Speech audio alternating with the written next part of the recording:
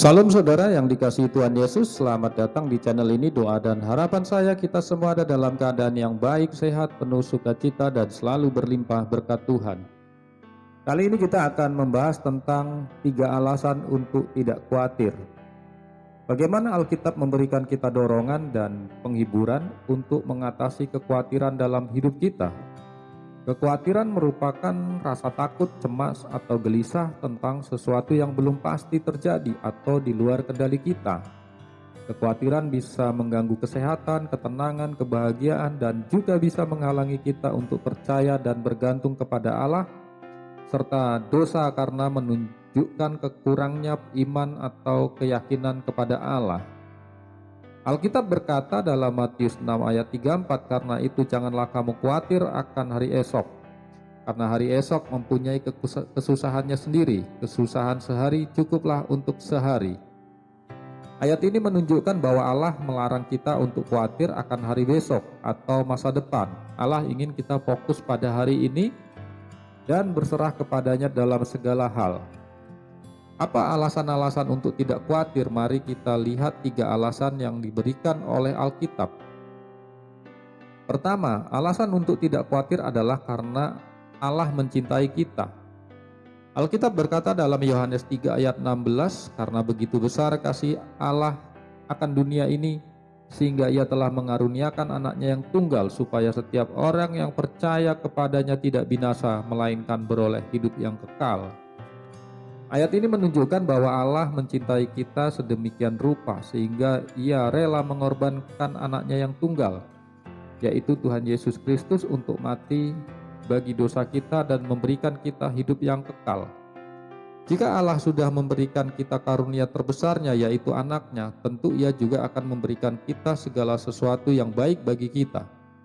Oleh karena itu kita tidak perlu khawatir karena Allah mencintai kita dan tahu apa yang terbaik bagi kita. Kedua, alasan untuk tidak khawatir adalah karena Allah menyertai kita. Alkitab berkata dalam Ibrani 13 ayat 5-6, hendaklah hidupmu tidak penuh dengan cinta uang dan cukupkanlah dirimu dengan apa yang ada padamu, sebab Allah telah berfirman, aku sekali-kali tidak akan membiarkan engkau dan aku sekali-sekali tidak akan meninggalkan engkau.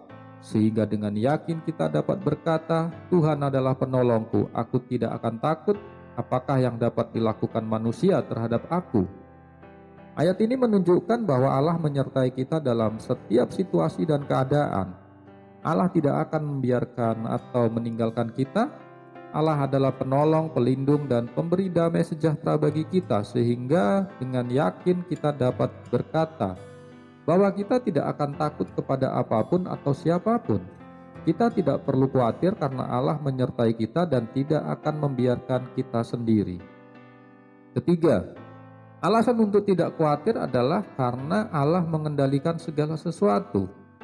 Alkitab berkata dalam Roma 8 ayat 28, kita tahu sekarang bahwa Allah turut bekerja dalam segala sesuatu untuk mendatangkan kebaikan bagi mereka yang mengasihi Dia, yaitu bagi mereka yang terpanggil sesuai dengan rencana Allah.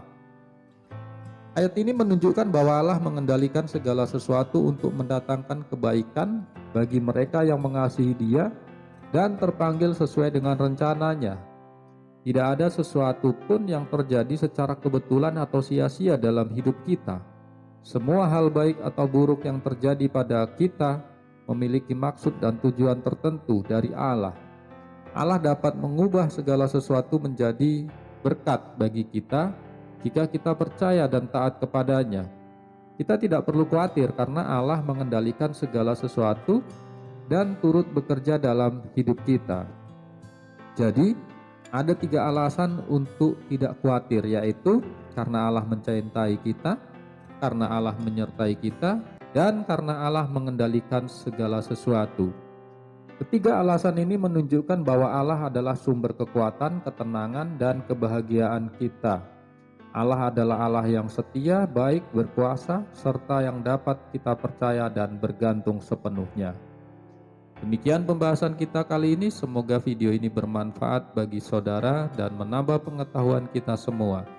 Sampai jumpa dalam pembahasan selanjutnya. Sehat selalu, Tuhan Yesus memberkati.